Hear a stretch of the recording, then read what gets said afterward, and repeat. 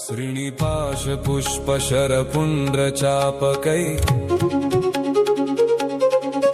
करपङ्कजैकलितभक्तवाञ्छिताम्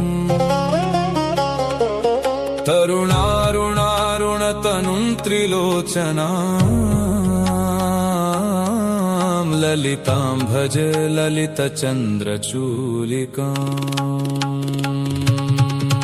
ललिता विभूषित निजाङ्गमूर्तये ललितेषु चाप श्रीनिपाशपाणये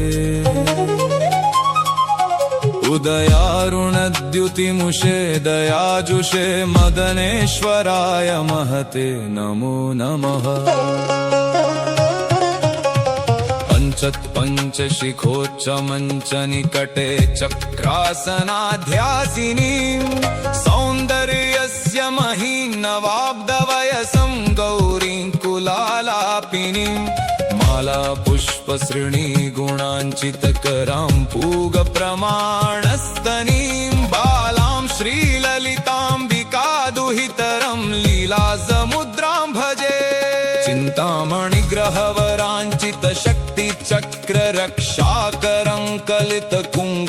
चिन्तामणिग्रहवराञ्चितशक्तिचक्ररक्षाकरङ्कलितकुङ्कुमरक्तवर्णम् सौन्दर्यराशिवपुषं दशवर्षदेश्यं वन्दे कुमारमदनेश्वरमिन्दुमौलिम्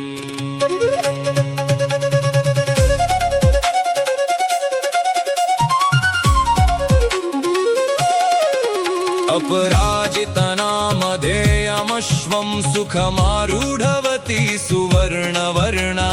विलसन्मणिवेत्रपाशहस्ता परिभूयात् परमेश्वरी सपत्ना अधिरुह्य जपारुणं तुरङ्गं करपद्माञ्चितवेत्रपाशशक्तिः परिभूत विपक्ष पक्षको व्यादरुणाभः परमेश्वरी सहायः रक्तां विचित्रवसनां नवचन्द्रचूडा मन्नप्रदाननिरतां स्तनभारणं राम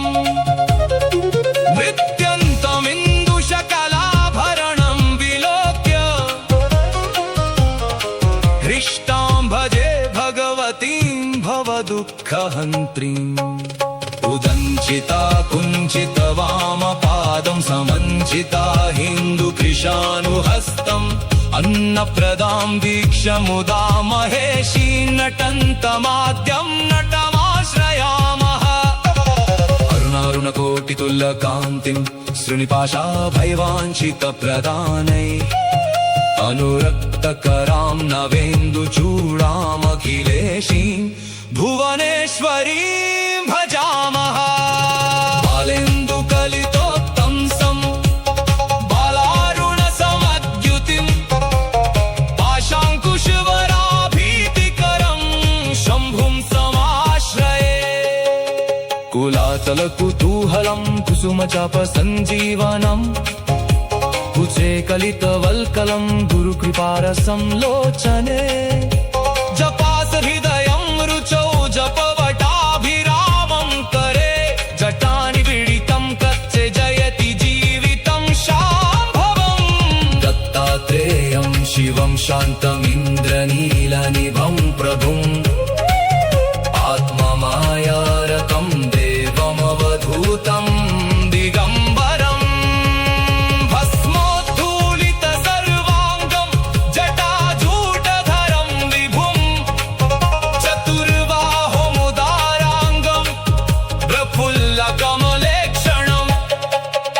ज्ञानयोगनिधिं विश्वगुरुं योगिजनप्रियं भक्तानुकम्पिनं सर्वसाक्षिणं सिद्धसेवितं देवं यः सततं ध्यायेद्देवदेवं सना